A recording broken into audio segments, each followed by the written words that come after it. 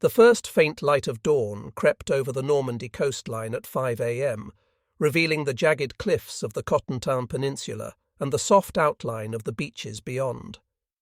From the German positions atop these cliffs, the Atlantic wall stretched like a steel and concrete scar along the shore, pillboxes, bunkers, and reinforced gun emplacements interspersed with tangled barbed wire and minefields. For months, the Wehrmacht had prepared for the inevitable Allied invasion, yet in these first moments, nothing had prepared the garrison commanders for the scale of what was arriving. At Pointe du Hoc, the artillery positions lay partially obscured by early morning mist. The heavy guns, positioned to dominate the Omaha and Utah sectors, suddenly shuddered under the first wave of Allied naval bombardment. Shellfire from destroyers and cruisers ripped through sand dunes and concrete emplacements, while dive bombers from the U.S. Army Air Forces strafed defensive positions with pinpoint accuracy. German reports later confirmed that dozens of bunkers had been neutralized within the opening minutes of the assault. The garrison, expecting a smaller probing raid, was thrown into chaos. Lieutenant Hans Krüger, commanding a company of the 352nd Infantry Division at Omaha Beach, was among the first to witness the unfolding disaster. He radioed urgent reports back to Regimental HQ.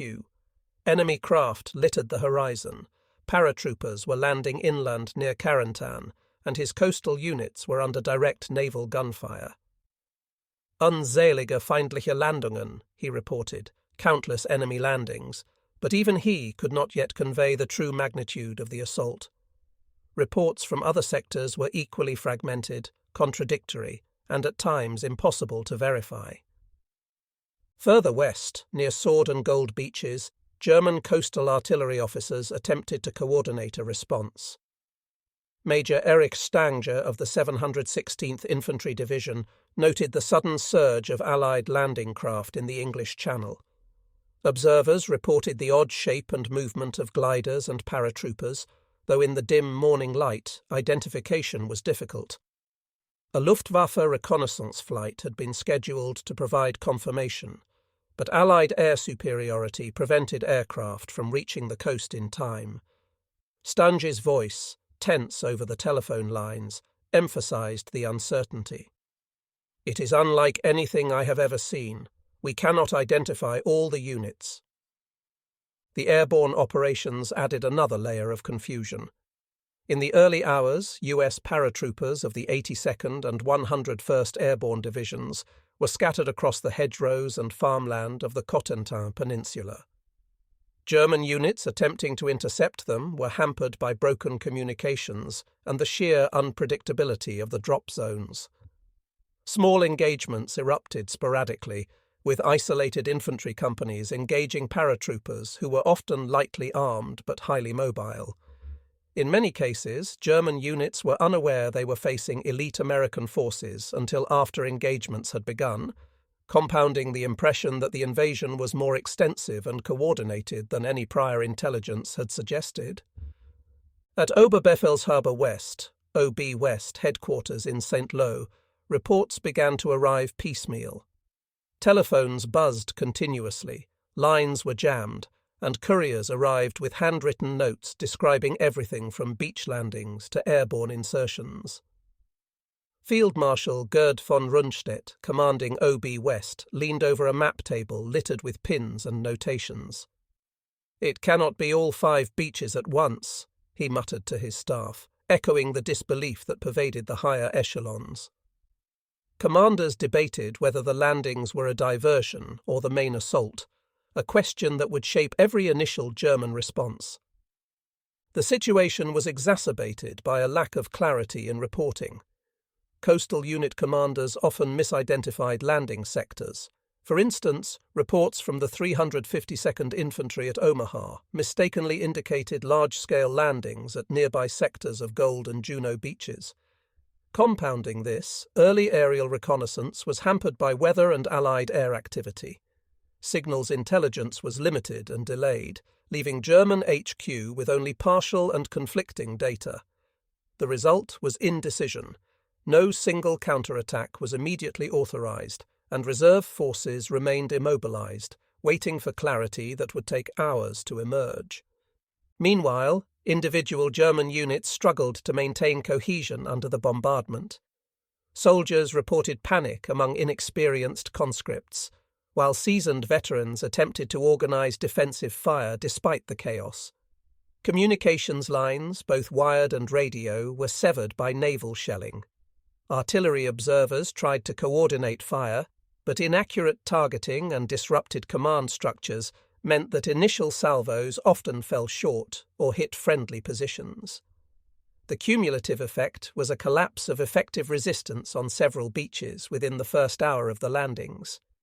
Even within the high command, disbelief was palpable. Hitler remained at his Wolfschanze headquarters, receiving sporadic radio messages that were themselves summaries of already incomplete field reports. He questioned the authenticity of the landing reports, suspecting a potential ruse. Meanwhile, Field Marshal Rommel, stationed near the coast, sent urgent requests for armoured support, noting that the initial bombardment had weakened the Atlantic Wall defences beyond immediate repair. The tension between Hitler's centralised control and Rommel's on-site observations would later prove catastrophic, but in these early hours the German High Command was paralysed by uncertainty. By 7 a.m., the scope of the invasion had become undeniable. Reports confirmed simultaneous landings across 5 beaches, airborne troops cutting rear lines, and naval gunfire support systematically dismantling bunkers.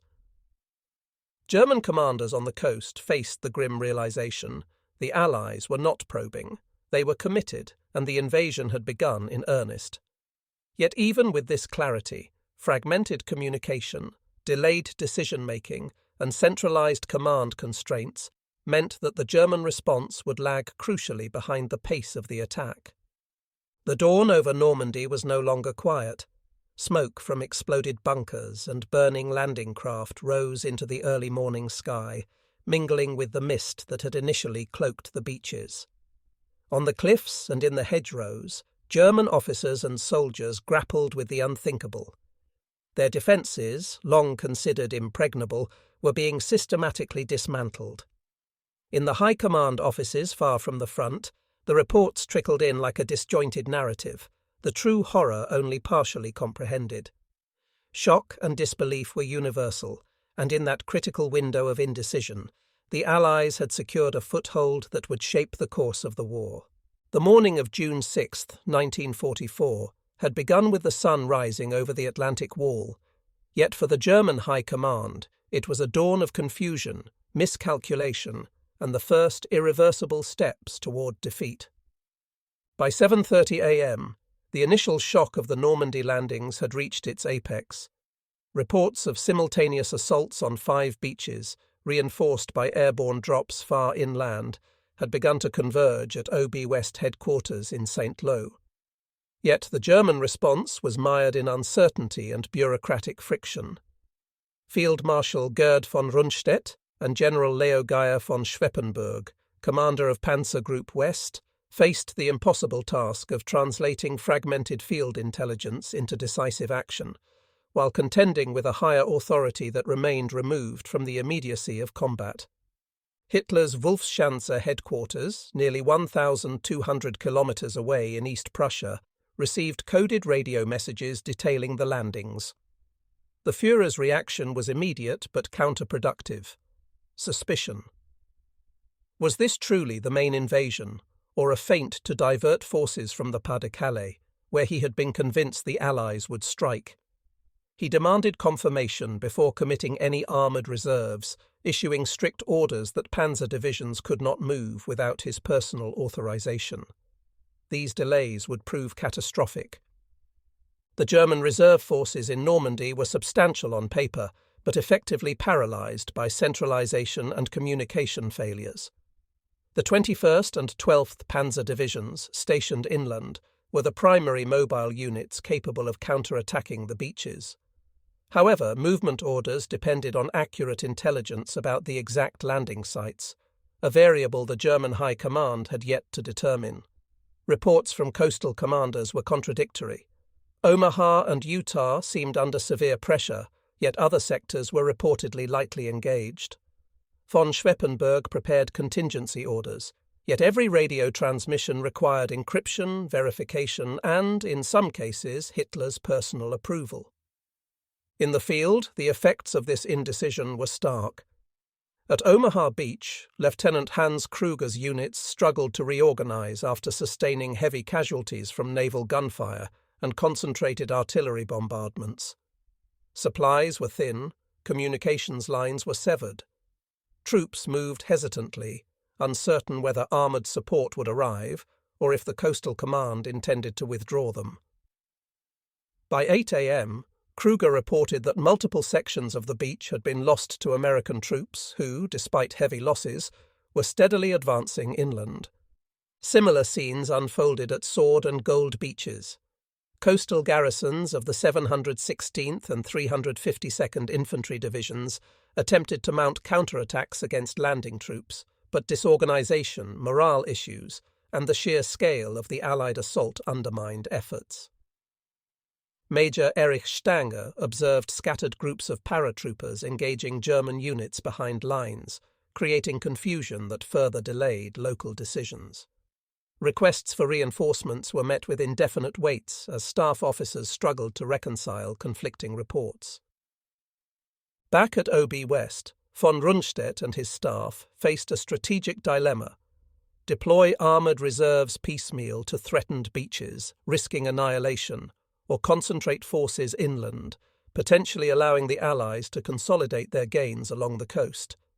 Von Schweppenburg strongly advocated for immediate armoured counterattacks, emphasizing speed over bureaucratic approval. Delay is fatal, he argued in his daily report, yet Hitler's directives overrode his recommendations. The Führer's insistence on personally verifying the landing points before authorizing Panzer movements caused critical delays that would allow the Allies to establish footholds. The dispute between field command and centralized authority illustrated a fundamental flaw in the German defensive system. Coastal commanders, tasked with immediate response, were hamstrung by fractured communications. Field reports were sent in sequence, often arriving hours later, and were heavily filtered through regimental and divisional channels. By the time the information reached OB West, the operational picture was already outdated. Commanders in the field were left improvising, making decisions based on partial information, while senior leadership debated hypothetical scenarios far removed from the frontline realities. In addition to procedural delays, the High Command faced psychological paralysis. Hitler's suspicion that the Normandy landings were a diversion led him to underplay the severity of the initial reports. Even after photographic reconnaissance confirmed the massed fleet in the Channel and airborne units in the Carentan, Hitler delayed authorizing a full-scale Panzer counterattack. Field Marshal von Rundstedt pleaded for immediate deployment, highlighting that every hour of hesitation allowed the Allies to strengthen their positions. Yet the Führer's personal control over armoured operations prevented timely action. By mid-morning, minor counterattacks began, but they were fragmented and poorly coordinated. The 21st Panzer Division attempted to move toward the Omaha sector, but logistical issues slowed their advance. Fuel shortages, congested roads, and Allied air interdiction disrupted movements, demonstrating the compounded effect of delayed orders.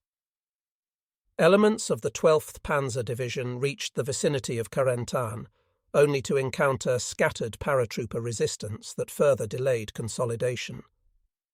These small, piecemeal engagements failed to halt the Allied advance. In some instances, they resulted in unnecessary German casualties. Meanwhile, intelligence reporting continued to present challenges. Intercepts of Allied communications were sparse, and the fog of war produced contradictory data. At 9:15 a.m., a report from a reconnaissance patrol suggested significant enemy activity at Juno Beach, but confirmation was lacking. Coastal units were forced to interpret these signals independently, sometimes misidentifying small landing parties as the main assault. These misperceptions reinforced hesitation at the highest levels, reinforcing the pattern of delayed and indecisive response. Within the headquarters of Panzer Group West, tension mounted. General von Schweppenburg's staff compiled maps marking likely Allied advances, projecting enemy movements based on field reports and aerial reconnaissance. Despite clear evidence of multiple beachheads being established, directives were slow to leave OB West. When armoured units finally received partial orders, they faced delays from roadblocks, Allied artillery, and concentrated naval fire along the coast. These factors, combined with Hitler's insistence on precise confirmation of landing sites, prevented a rapid, coordinated counter-offensive. By 10 a.m., the initial picture of German paralysis was complete. Allied forces were consolidating their positions along all 5 beaches. Coastal artillery had been largely neutralized.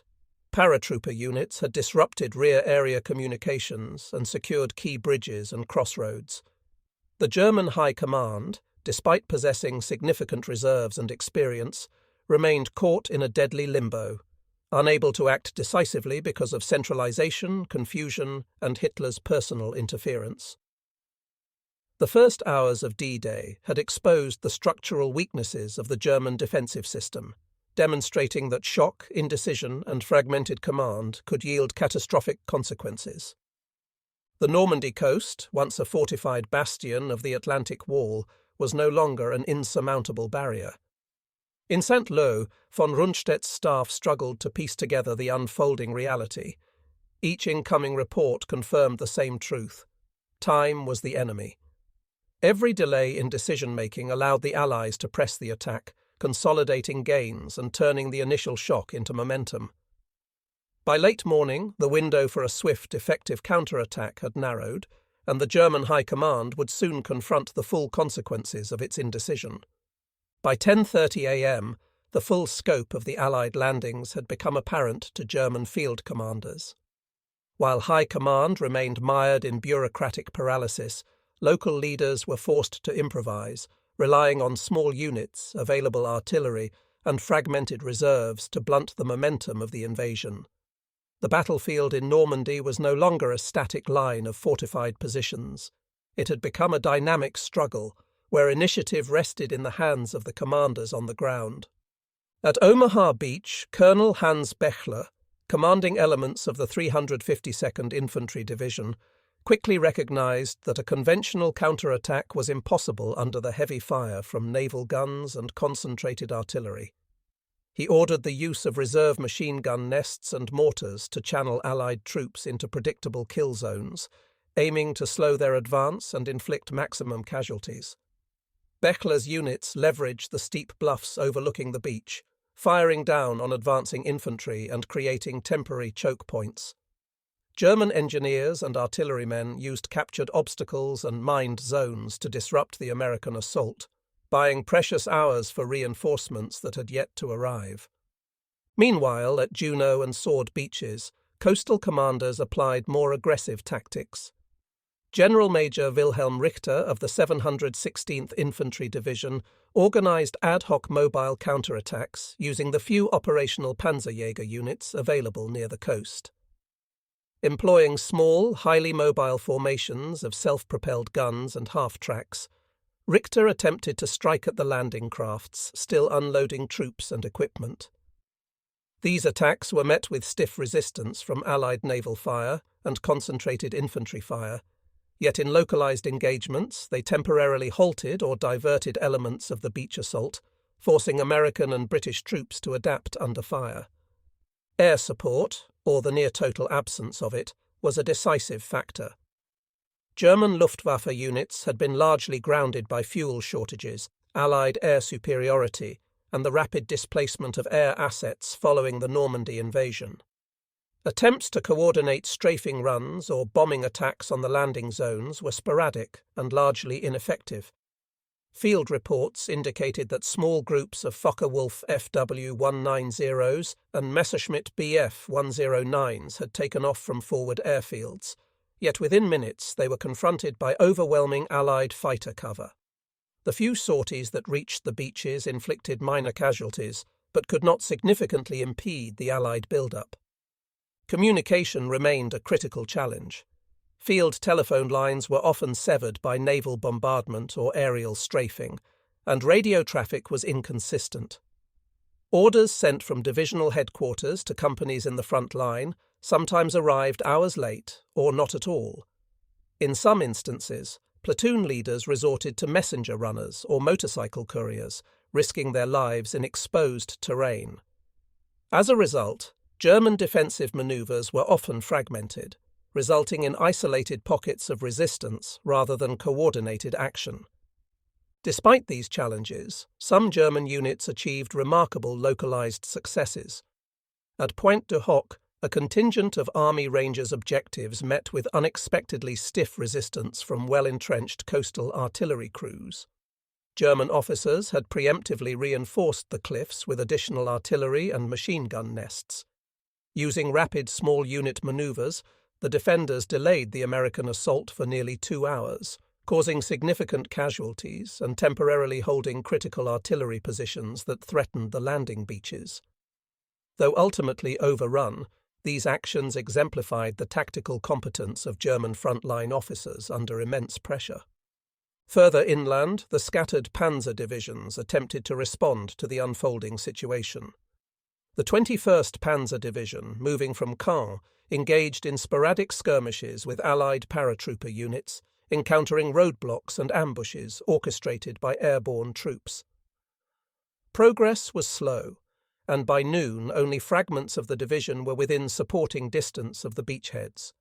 Terrain constraints, particularly narrow roads and hedgerows, slowed mechanized movement and exposed armored units to artillery fire and demolition obstacles.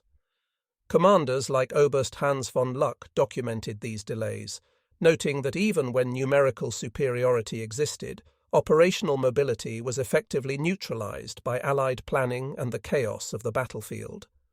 German coastal artillery, although largely neutralized by pre-invasion bombardments, still played a role in countering specific landing sectors.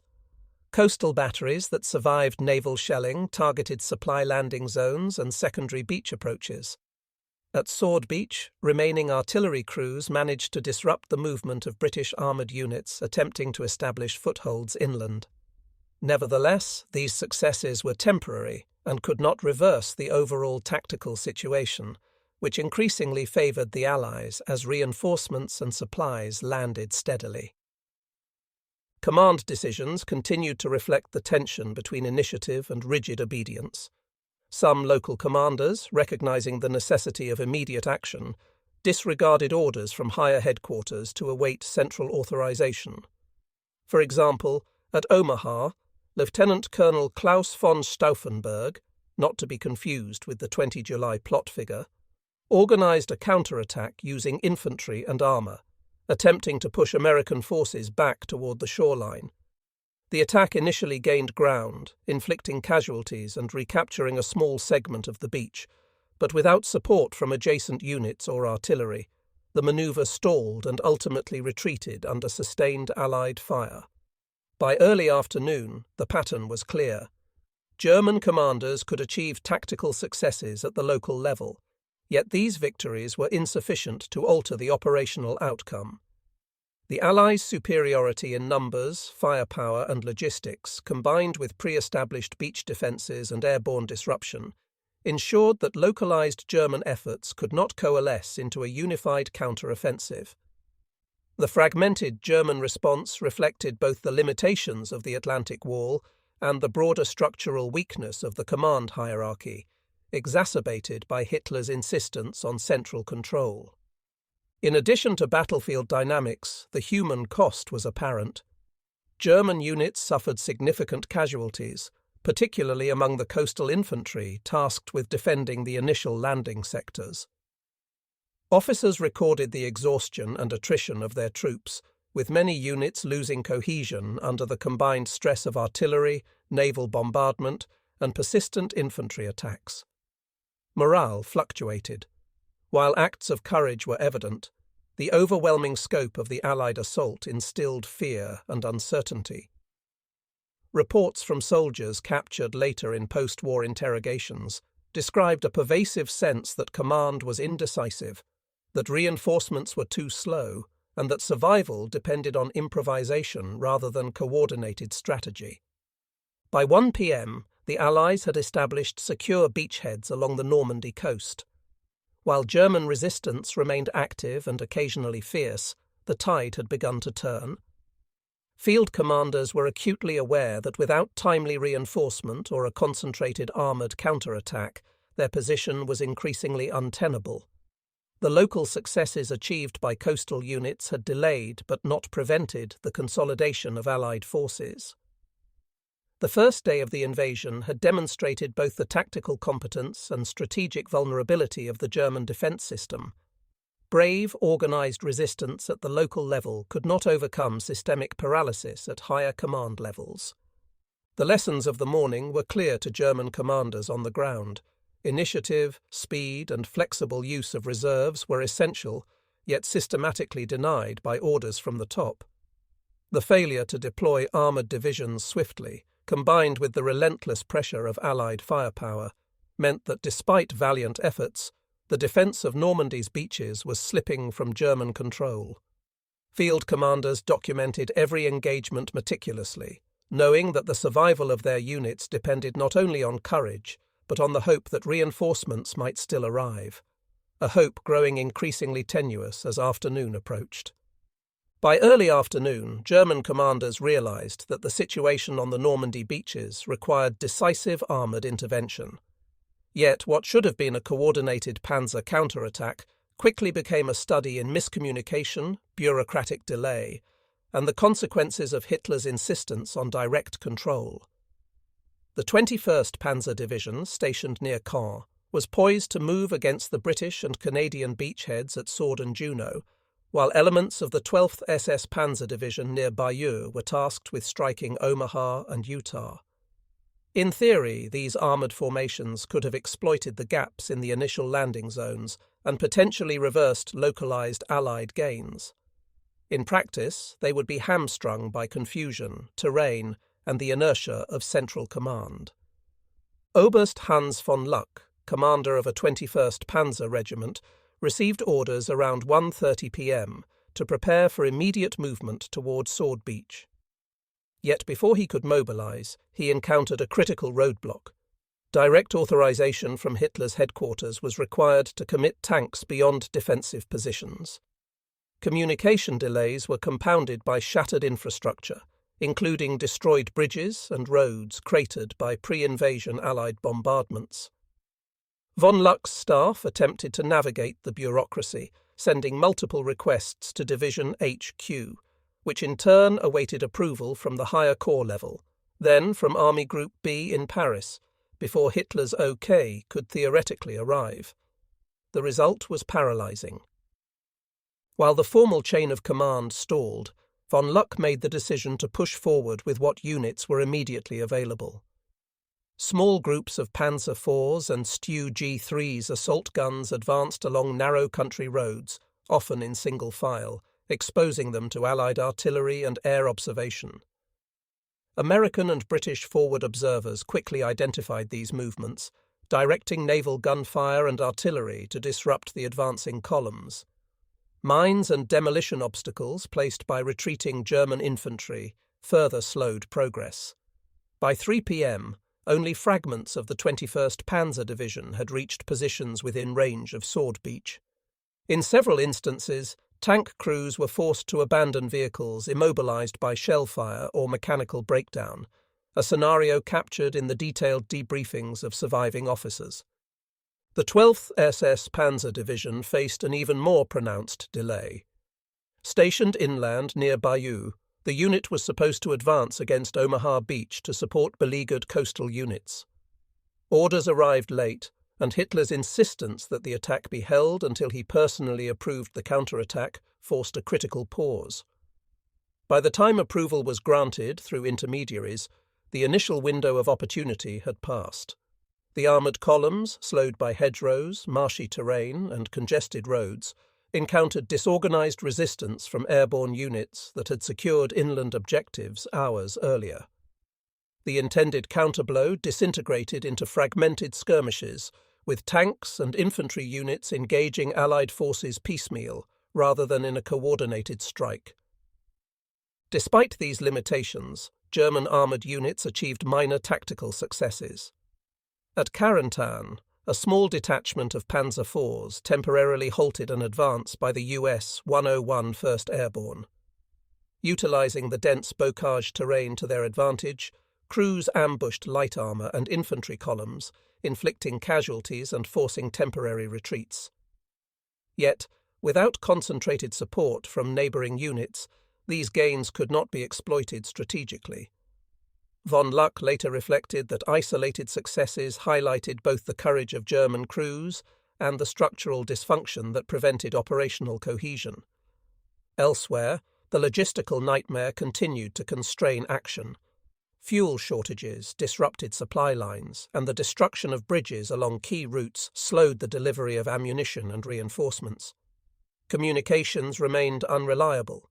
Field radios, often damaged by artillery or overwhelmed by traffic, forced units to rely on runners, who risked death on open roads under Allied observation. The disparity between what local commanders recognized as urgent necessity and what higher command permitted created repeated delays, eroding the potential effectiveness of the Panzer divisions. The Luftwaffe's inability to provide air support compounded the problem. Sporadic sorties of Bf-109s and Fw-190s over the advancing columns were intercepted almost immediately by Allied fighters, denying German armour the cover needed for manoeuvre. Ground attack aircraft were largely grounded due to fuel shortages, and the few operational Stukas were rapidly destroyed or driven off.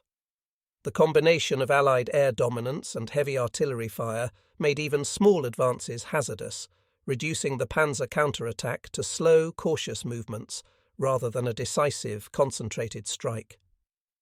By late afternoon, German units were exhausted and scattered. Reports from divisional headquarters confirmed that armoured movements had failed to achieve massed contact with Allied forces. Coastal positions were still under pressure, infantry units were depleted, and attempts to regroup for a renewed evening counterattack were hampered by incomplete situational awareness. In many cases, commanders had to choose between preserving remaining forces or continuing risky attacks with minimal chance of success. The operational picture, once clear in theory, had dissolved into a mosaic of desperate, isolated engagements. The human element was equally stark. Tank crews and infantry reported confusion, fatigue, and frustration, compounded by the lack of coordination from higher command. Officers like von Luck and Oberst Erich Brandenberger kept meticulous notes in their wartime diaries, noting that despite tactical skill and courage, the structural limitations imposed by Hitler and the fractured chain of command rendered decisive action impossible. Many soldiers later described the afternoon as a lost opportunity, where the delay of hours, born of bureaucratic rigidity, meant that a chance to blunt the Allied landing had effectively vanished. By 6 p.m., the contours of D-Day's first day were clear to German commanders. While local defensive actions and sporadic armoured engagements inflicted casualties and slowed Allied advances, the broader picture was grim. The beaches were secured, reinforcements continued to land, and the Panzer division's failure to concentrate their forces left German defence fragmented. The day's events underscored a recurring pattern. Tactical competence and bravery at the local level could not overcome systemic paralysis.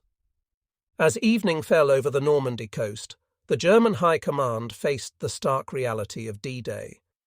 Reports from field units were fragmented, often contradictory, and the fog of war had deepened.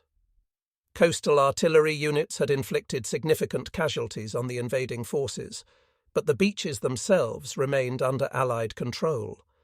Attempts to organise a counterattack had stalled hours earlier, leaving divisions scattered, exhausted, and uncertain of the enemy's true strength. At the 7th Army headquarters in St. Lo, General Friedrich Dollmann convened a crisis meeting. Corps commanders described the state of their forces.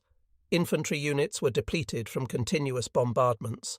Communications were unreliable. Fuel and ammunition were insufficient for sustained armoured operations. Dollmann's aides attempted to piece together an overall map from partial reports, but by late evening it was clear that the strategic picture remained incomplete. Field commanders' sense of urgency clashed with the rigid expectations of Hitler and OKW, who demanded that any Panzer counterattack receive explicit authorization before engagement. Elsewhere, the 21st Panzer Division regrouped in hedgerows south of Caen. Small units dug in where they could, establishing defensive positions to protect against further Allied penetration. Tank crews worked under dim lantern light to repair damaged vehicles and tend to wounded comrades. Morale was fragile. Soldiers were acutely aware that while isolated skirmishes had slowed the Allies, their inability to mass forces or act decisively had squandered the afternoon's opportunities. In Paris, Hitler received fragmented reports from Army Group B, leading to terse orders demanding both immediate counterattacks and caution in preserving forces. The contradictions were emblematic of the systemic confusion. Local commanders needed freedom to act, yet the strategic imperative emphasized rigid adherence to central control. The result was a tense standstill, in which German units dug in for the night rather than pressing any organized offensive. The Luftwaffe, exhausted from sporadic daytime sorties and suffering fuel shortages, could offer little more than reconnaissance flights. Nightfall further limited aerial support, leaving ground commanders dependent on unreliable radio communications and the initiative of subordinate officers. Several regimental commanders attempted local counterattacks under cover of darkness, but these were brief and piecemeal, easily repelled by entrenched Allied infantry and naval gunfire. By midnight, the German command structure faced a sobering truth. The first day of the Allied invasion had not only succeeded in establishing multiple beachheads, but had also exposed the inefficiency and inflexibility of German operational command. Attempts to coordinate panzer divisions and infantry units had failed, leaving the defenders dispersed and reactive. For German commanders, the night was a time of grim reflection, as the scale of the Allied invasion began to reveal itself fully, and the challenge of containing it became evident. The dawn of June 7, 1944, broke over the Normandy coast under a grey, misty sky. A deceptive calm lay over the beaches, masking the devastation of the previous day. From Omaha to Gold, the coastline bore the scars of naval bombardment, aerial strafing, and the grinding chaos of soldiers fighting for every yard of sand. Across the channel, waves still carried the occasional straggler ashore, wounded and exhausted, while Allied supply craft churned steadily toward the beaches, their cargo of reinforcements, tanks and ammunition, setting the stage for the next phase of the invasion. Far to the east, in Berlin, Adolf Hitler awoke to grim intelligence.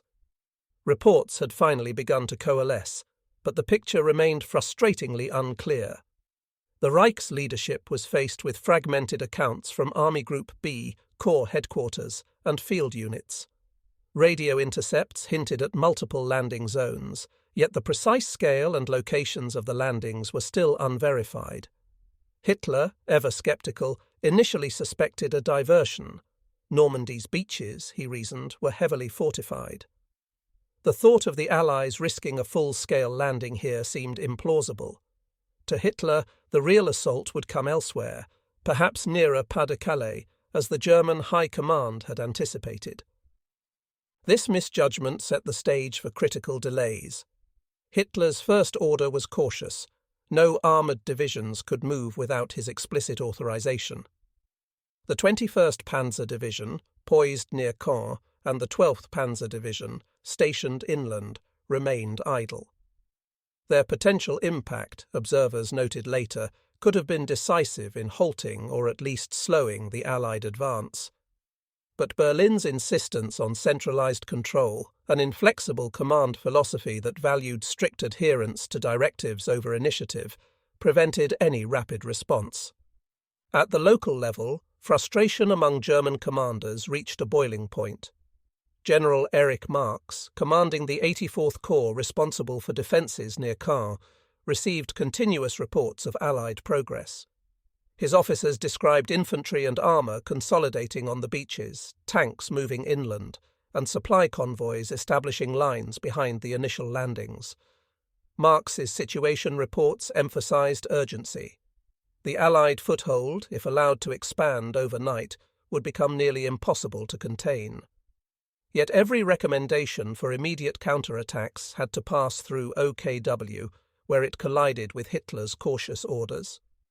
Meanwhile, in the field, German units faced a bewildering mix of chaos and isolation. Coastal infantry, artillery battalions, and small Panzer detachments were dispersed along a wide front, tasked with repelling an enemy of unknown strength.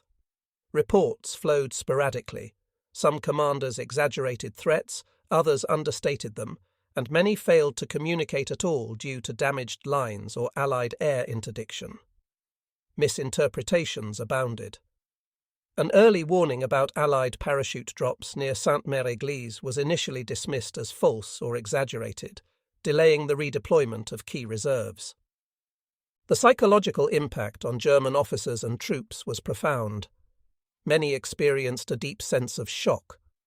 Veteran soldiers who had faced the Eastern Front's brutal campaigns now confronted a new type of warfare, one in which the enemy controlled the skies, the seas, and, increasingly, the roads. Commanders like Colonel Kurt Meyer and General Major Dietrich Kreis later described the scene as a fog of disbelief, where no clear decision seemed possible. Field units engaged in sporadic resistance, often fighting blindly through hedgerows and villages, their movements hampered by fragmented intelligence and fear of reprisal for acting without authorization. Communication failures further exacerbated the situation. Telegraph and radio links were inconsistent. Some messages never arrived, while others were misunderstood or mistranslated. Even when commanders on the front lines recognized the scale of the invasion, orders from Berlin were slow, contradictory, or suffocatingly prescriptive. Some units received instructions to hold positions at all costs, others were told to prepare counterattacks, and still others were frozen in place by vague directives demanding confirmation from higher authority. The result was tactical paralysis, a situation in which German forces could neither advance nor organize an effective retreat. By mid-morning, the consequences of Hitler's command style became starkly evident. Allied troops, initially confined to narrow beachheads, now began to expand inland. Tanks and mechanized infantry from Utah and Omaha pressed forward, supported by naval gunfire and air superiority that stifled German movements. On Gold, Juno, and Sword Beaches, British and Canadian forces consolidated their positions, linking units, clearing minefields, and moving toward key villages and crossroads. German artillery units, while still operational, could only target areas identified from incomplete intelligence, and isolated counterattacks were repelled with heavy casualties. Field commanders, aware of the gravity of the situation, increasingly ignored orders from Berlin, but carefully.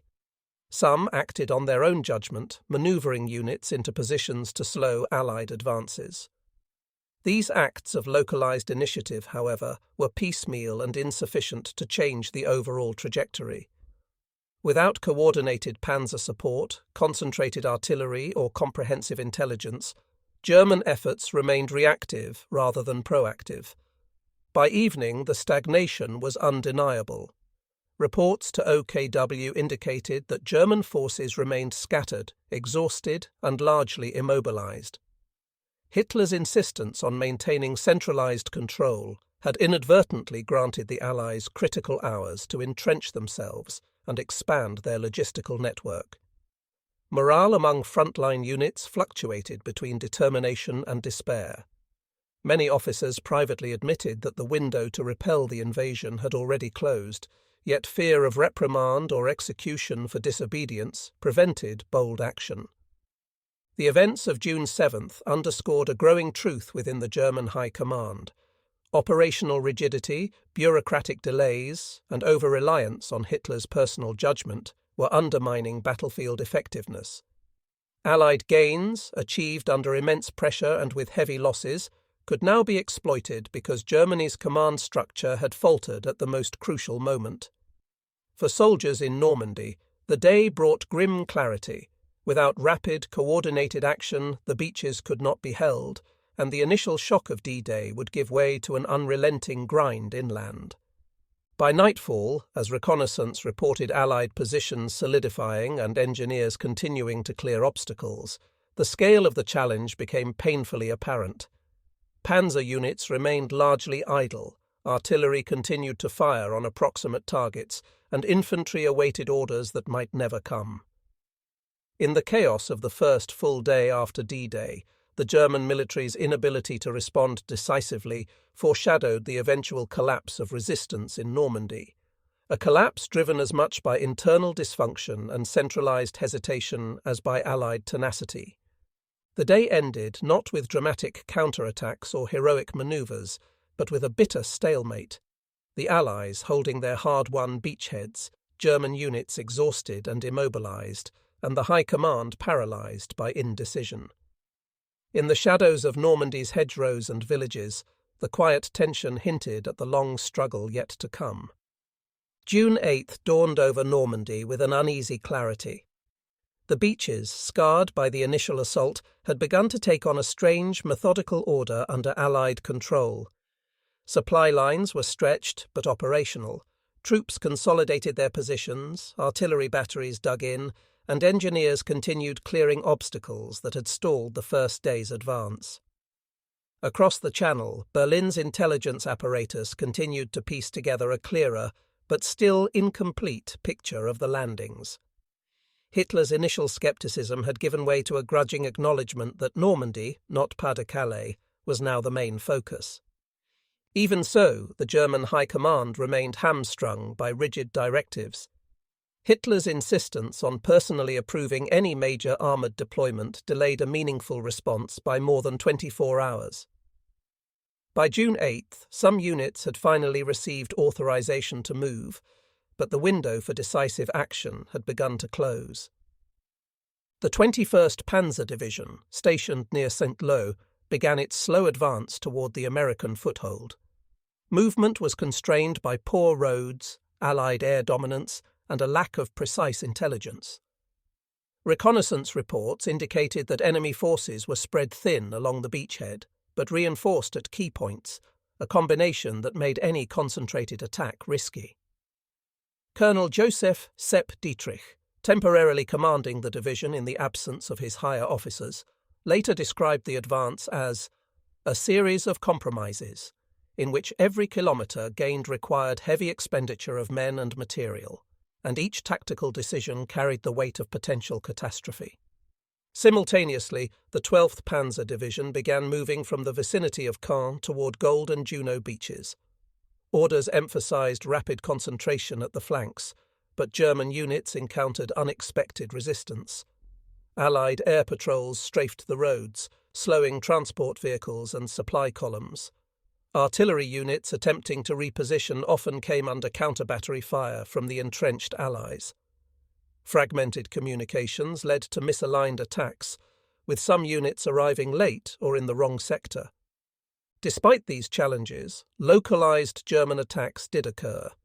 In the morning of June 8th, elements of the 21st Panzer Division engaged American forces near Carentan. Infantry and armoured units advanced under the cover of limited artillery barrages, attempting to disrupt the consolidation of the beachhead. American defensive positions, however, had been carefully prepared during the first day, incorporating minefields, anti-tank obstacles, and supporting fire from naval gunboats offshore. The German advance was met with stiff resistance, forcing a series of retreats and counter-attacks. Losses were significant, particularly among tank crews, who were vulnerable to the combination of Allied artillery, bazookas, and the newly deployed M10 tank destroyers. On the British and Canadian sectors, counterattacks were similarly limited. Units of the 21st Panzer's counterpart formations, including the Panzer Lehr Division, attempted to strike toward Caen, targeting weak points in the British lines. Reconnaissance identified lightly defended sectors, and initial gains seemed promising. Yet the attacks quickly bogged down in Normandy's characteristic bocage, hedgerows and sunken lanes that favoured defenders. British infantry, entrenched with mortars and anti-tank guns, repelled assaults with precision. The German advance, though courageous, yielded only temporary footholds before being forced back. Morale within German units fluctuated as the 2 days progressed. Soldiers who had expected a rapid, decisive action now confronted a reality of slow, grinding combat. Reports from the front lines to Corps headquarters revealed frustration at the pace of movement and the ineffectiveness of orders from Berlin. Many officers privately questioned the wisdom of waiting for explicit approval, recognizing that hesitation had ceded the initiative to the Allies. Communications from some units were blunt in tone, describing the necessity of immediate action despite the risk of insubordination, a reflection of the tension between duty and survival that permeated the German command. Field commanders took initiative wherever possible. Colonel Kurt Meyer of the 12th SS Panzer Division, acting within his sphere of authority, orchestrated a concentrated attack against a lightly held sector near Le Mesnil-Patry. Infantry and tanks advanced in coordination, and for a brief period it seemed the Allies might be dislodged. American and Canadian artillery, however, quickly adapted, establishing pre-registered fire zones that blunted the attack. Air superiority ensured that any reinforcements moving through the open fields were spotted and engaged. By evening, Meyer's forces had suffered significant casualties, and the attack was called off. The consequences of Hitler's delayed authorization were increasingly apparent. Allied forces, operating under the guidance of Supreme Headquarters Allied Expeditionary Force, SHAEF, took full advantage of every hour of inaction. Beachheads expanded, engineers repaired and improved roads, and mechanized units moved inland to secure strategic crossroads. By the evening of June 9th, the Allies had gained ground sufficient to establish continuous supply lines across multiple sectors, reinforcing their position for the coming days. In Berlin, the slow trickle of reports reinforced the sense of unease among the high command. General Marshal Gerd von Rundstedt, commander of Army Group B, urged Hitler to permit more flexible armoured deployments, citing the risk that hesitancy would render the Panzer divisions irrelevant. Hitler's response remained cautious, reflecting his broader pattern of micromanagement. He approved only limited manoeuvres, often instructing units to hold and counter-attack only if the opportunity was favourable, a subjective judgment that rarely materialised on the chaotic battlefield. The strategic picture of June 8th to 9th reflected a paradox. German forces were not defeated. Many units remained intact, albeit dispersed and under constant pressure. Yet the failure to achieve rapid, decisive counterattacks allowed the Allies to consolidate, entrench and prepare for subsequent operations. The combination of field-level bravery and tactical initiative could not overcome systemic delays imposed by centralized command. Soldiers and officers alike would later recount the frustration of seeing opportunities slip away, opportunities that might have stalled the Allied advance at a fraction of the cost if decisive action had been permitted. The first counterattacks, though tactically bold in certain localized instances, ultimately underscored a broader operational failure. Normandy's hedgerows, air superiority, naval gunfire, and entrenched defensive positions favoured the Allies. German forces, hindered by rigid command, delayed mobilization, and fragmented intelligence, could only react rather than act. The Allies' initial foothold, hard won through the sacrifices of June 6th, now became a springboard for the next stage of operations, a springboard the German High Command had largely failed to deny. By the close of June 9th, both sides understood the shape of the conflict. The Allies had established a stable beachhead and were extending their lines, though at a cost of thousands of casualties. German forces, exhausted, scattered, and increasingly desperate, were learning the limits of centralized control in the face of an adaptive, relentless enemy. The first counterattacks had failed not because of lack of courage or skill, but because time, initiative, and flexibility had already slipped from their grasp. The Normandy campaign was no longer a single day of chaos. It had become a protracted struggle, one in which tactical victories would matter little without strategic coordination. And as the Germans regrouped for the next phase, the lessons of June 8th and 9th would echo bitterly. Hesitation at the top had ceded the initiative to the Allies, and the clock of opportunity had already begun to run out. By June 10th, the Normandy beaches were no longer chaotic front lines, but a fragile, expanding network of Allied control. Across Omaha, Utah, Gold, Juno, and Sword beaches, troops consolidated positions, cleared obstacles, and prepared supply lines. Engineers worked feverishly to repair damaged infrastructure, establish field hospitals, and create routes for armoured and logistical units to move inland. For the Allies, each hour of consolidation reinforced the initial success of D-Day. For the German High Command, each hour deepened the sense of frustration and urgency. Berlin was now fully aware that Normandy was the main theatre of the invasion. Field reports had crystallized into a coherent, if incomplete, picture of the landings. The OKW, Oberkommando der Wehrmacht, and OKH, Oberkommando des Heeres, received updates indicating that the Allies had established multiple beachheads, reinforced by engineers, armour, and naval gunfire support. Casualty reports were scattered and delayed, but enough data suggested that the German coastal units had suffered significant losses in men, vehicles, and equipment. Hitler remained preoccupied with the perceived threat of a feint at Pas-de-Calais, a belief reinforced by deceptive measures such as Operation Fortitude. Even as the weight of evidence grew, he hesitated to release his Panzer divisions fully, maintaining a strategy of caution. This delay frustrated field commanders who recognized that time favored the Allies. The longer the German armored units remained stationary, the more entrenched the beachhead became, and the more difficult a counterattack would be. On June 10th, General Feldmarschall Gerd von Rundstedt convened a meeting at Corps headquarters in Rennes to address the situation.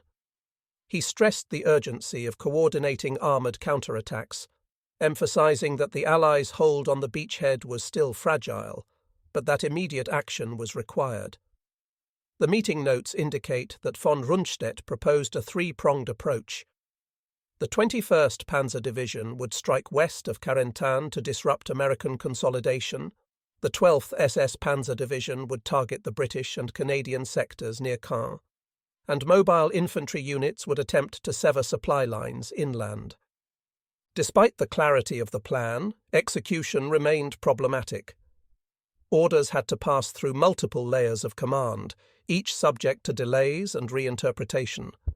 Communication lines were unreliable, radio messages were intercepted, jammed, or misrouted.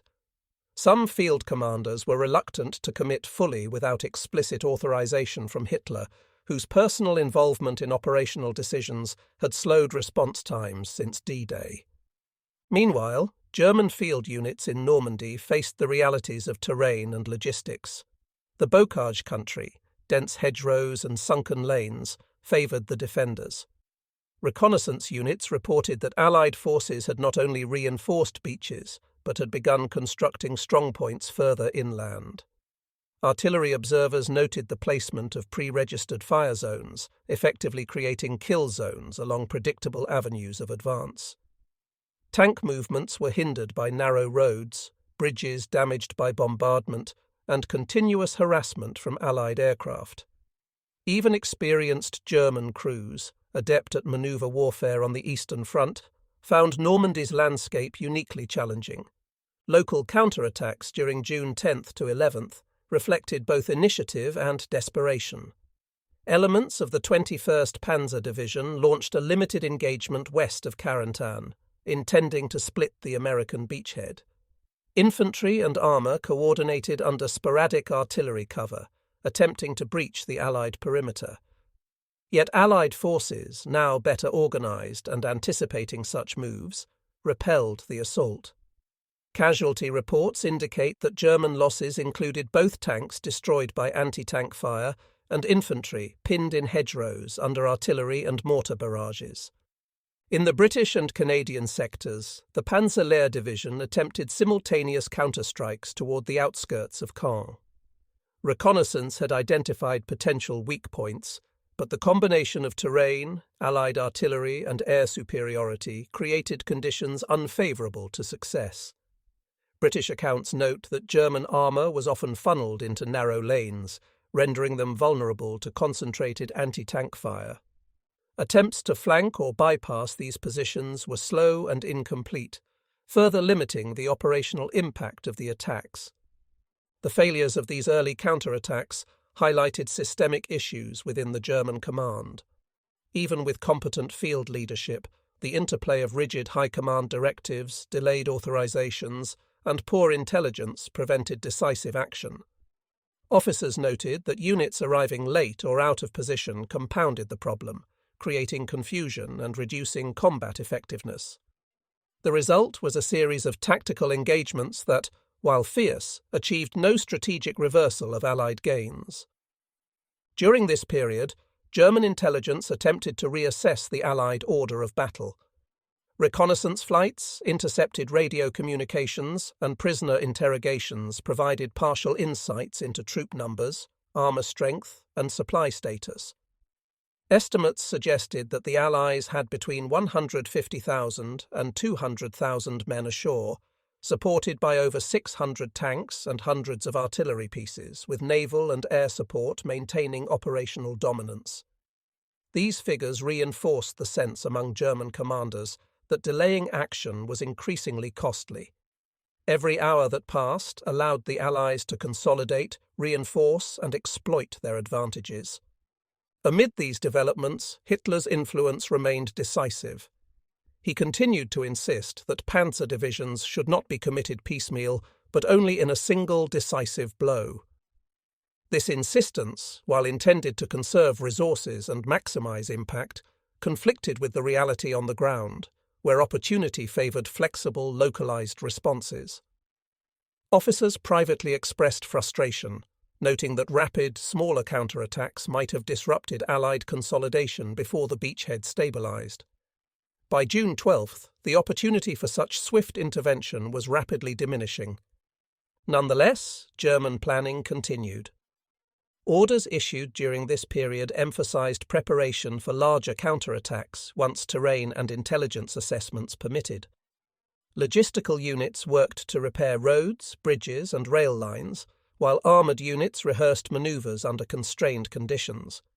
Infantry regiments coordinated with artillery and mobile reserves, practicing combined arms tactics suited to hedgerow engagements.